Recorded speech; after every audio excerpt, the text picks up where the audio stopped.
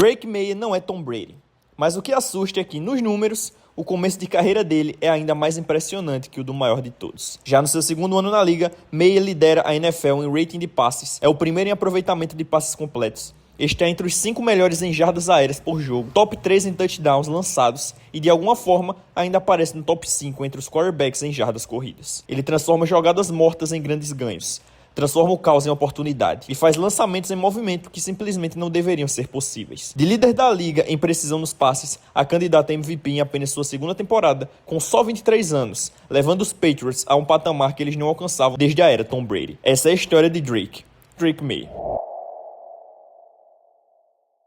Desde pequeno, cresceu sendo o irmão mais novo em uma das famílias mais competitivas da Carolina do Norte. Seu pai, Mark, foi quarterback da Universidade da Carolina do Norte nos anos 80. E os irmãos, tão impressionantes quanto.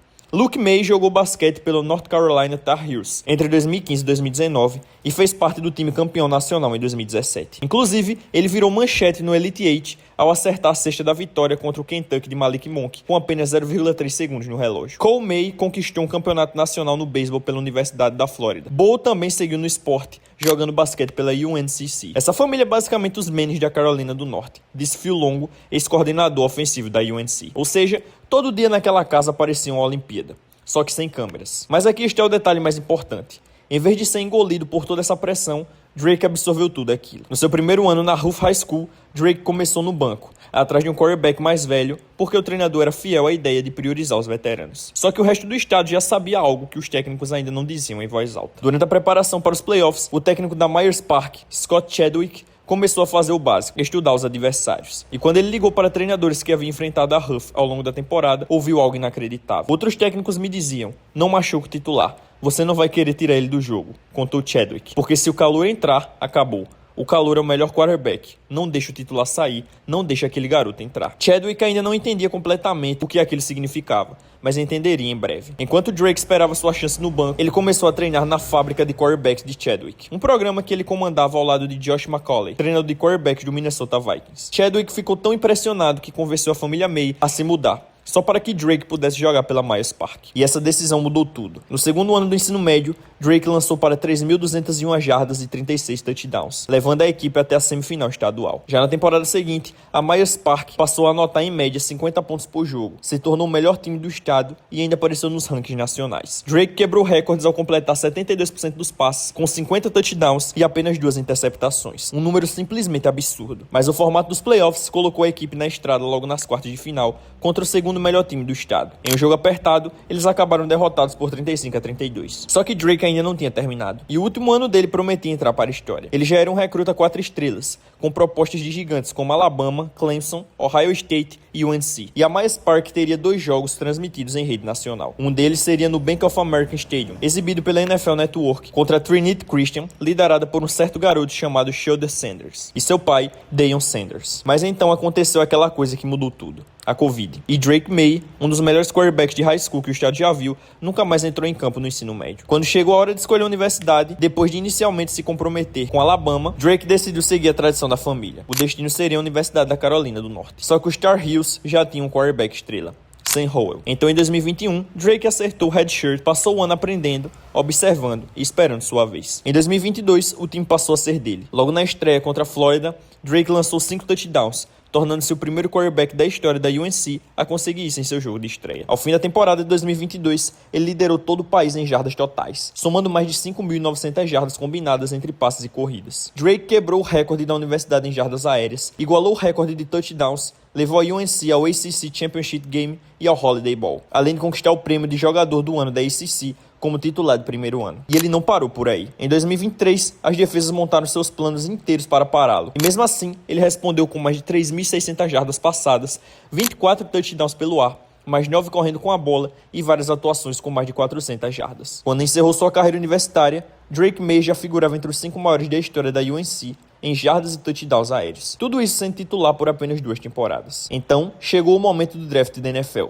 Um dos mais carregados de talento na posição de quarterback de toda a história recente. Havia Caleb Williams, Jayden Daniels, Bo Nix, J.J. McCarthy e Michael Penix Jr., todos projetados para sair na primeira rodada. 2 vencedores do Heisman, 2 quarterbacks que tinham acabado de se enfrentar na final nacional E no meio de todo esse caos estava Drake Maye, o prospecto que ninguém conseguia definir completamente. Caleb Williams era a escolha número 1 cravada, destino certo, Chicago Bears. Mas a partir dali, tudo virou incerteza. Alguns olheiros garantiram que Drake Maye era o melhor quarterback de todo o draft. Outros diziam que jamais o escolheriam na segunda posição geral. Em uma classe tão profunda e talentosa, essa dúvida pesava e muito. Com a segunda escolha, o Washington Commanders optou pelo caminho mais seguro, selecionando Jayden Daniels, um quarterback experiente com 55 jogos no college, quase o dobro do número de Drake. Isso deixou o Patriots no relógio, com a terceira escolha geral, tendo duas opções, trocar para baixo ou manter a posição e escolher. E mesmo com Brian Daboll e o New York Giants tentando de forma agressiva subir no draft, os Patriots não cederam, porque eles sabiam exatamente quem queriam: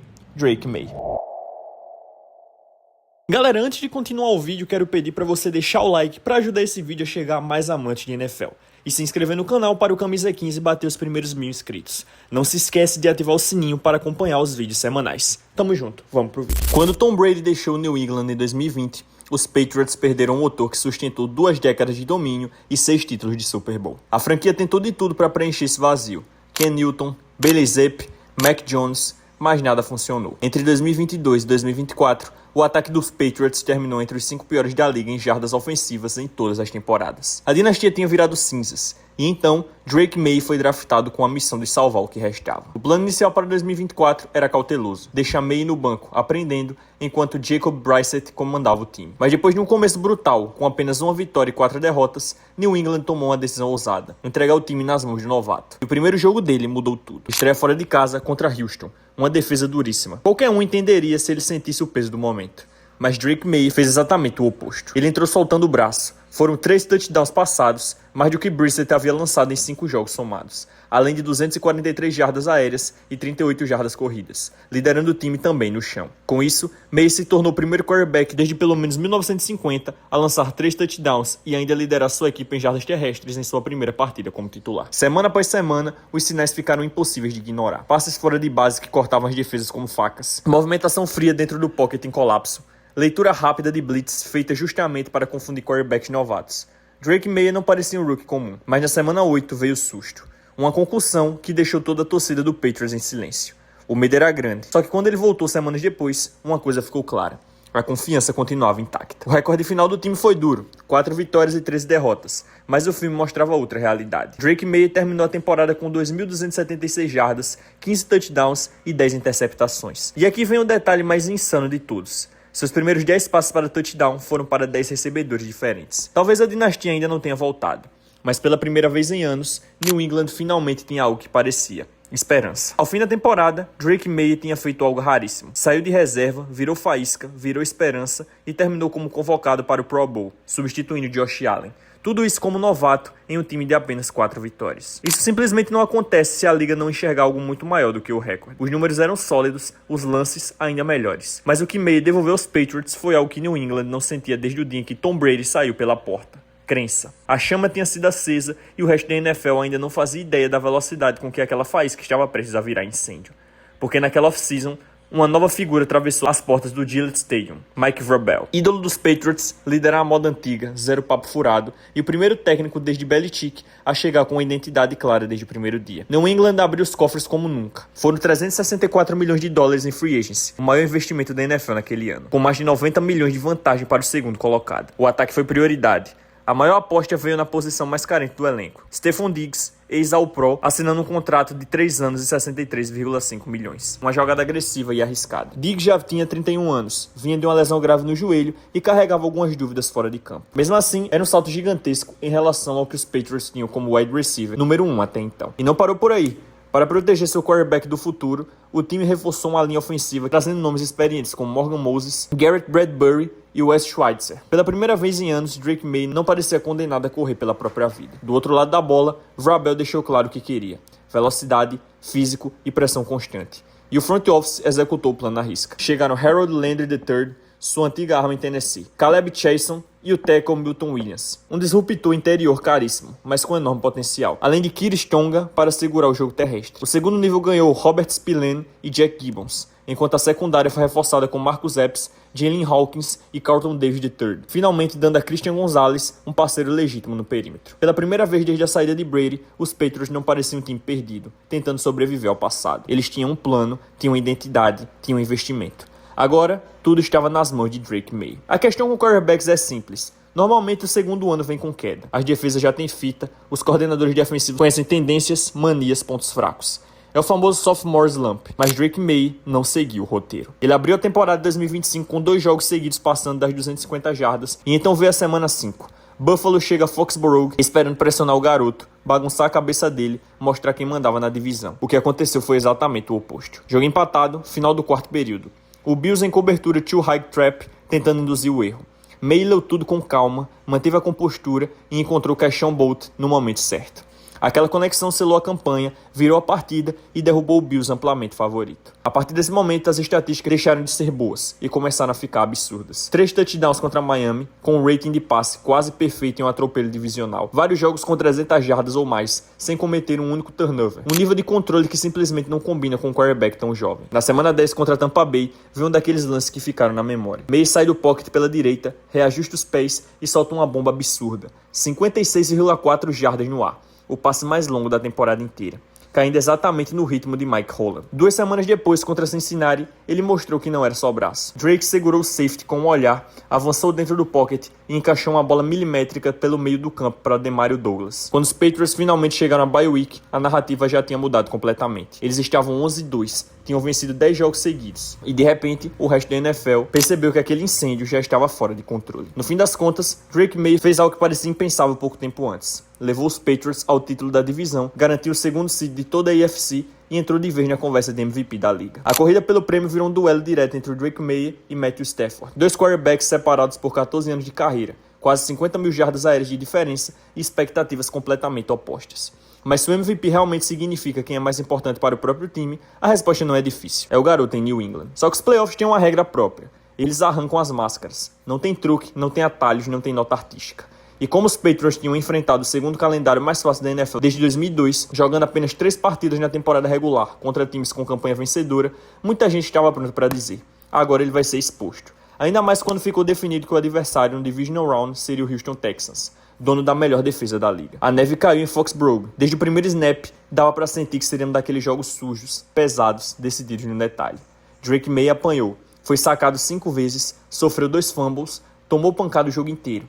E mesmo assim, os Patriots não entraram em pânico. Enquanto o ataque lutava contra o clima e a pressão, a defesa resolveu mandar um recado. Foram 4 interceptações, 5 turnovers forçados e um pick six que virou o estádio do avesso. O jogo foi andando, o caos foi se instalando. E no meio disso tudo, Drake Maye encontrou seu ritmo. Ele terminou a partida com 3 passes para touchdown e uma interceptação, que honestamente não significou nada. Quando o relógio zerou e New England garantiu vaga na final da AFC pela primeira vez desde a era Brady, ninguém estava falando de estatística. O que ficou foi outra coisa: crescimento. Porque Drake Maye aprendeu ali uma lição que todo grande quarterback precisa aprender em algum momento da carreira. Você não vence em janeiro sendo espetacular, você vence sendo inquebrável. Agora o palco fica ainda maior. Viagem até Denver, jogo fora de casa, um Super Bowl em jogo. Só que o cenário muda drasticamente quando surge a notícia. Bo Nix sofre uma lesão que encerra a temporada antes da final da AFC. Em um jogo apertado, Drake Maye consegue liderar o time ao Super Bowl. E mesmo ainda sendo muito jovem, já pode fazer história e levar seu primeiro campeonato na NFL. E aí surge a pergunta inevitável: como bom Drake Maye realmente é? Desde a sua primeira partida como titular em 2024, nenhum quarterback na NFL acumulou mais jardas correndo em scrambles na temporada regular do que ele. Mas aqui está o detalhe que muita gente ignora. Não é o atleticismo que quebra defesas.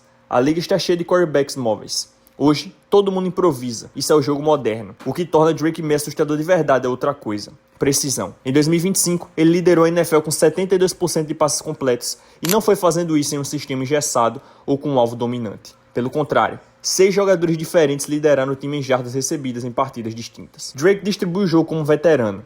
Ele tem uma capacidade absurda de ler a defesa depois do snap. Os números só ficam mais insanos. Ele liderou a liga com 112 passes completos em profundidade. Liderou também com 99 passes completos sob pressão. Como resultado, seu aproveitamento de 72% foi 9,1% acima do esperado, o maior índice já registrado na era do Next Gen Stats. E talvez a parte mais assustadora de tudo isso seja justamente essa. Talvez isso ainda nem seja o auge verdadeiro dele. Porque se Drake Maye já está brigando por MVP no segundo ano de carreira, com apenas 23 anos, a pergunta deixa de ser se ele vai melhorar e passa a ser o quanto ele ainda pode evoluir. Se continuar subindo nesse ritmo, o resto da NFL tem um problema sério nas mãos. Porque Drake Maye não é o próximo Tom Brady. Ele é o primeiro Drake Maye.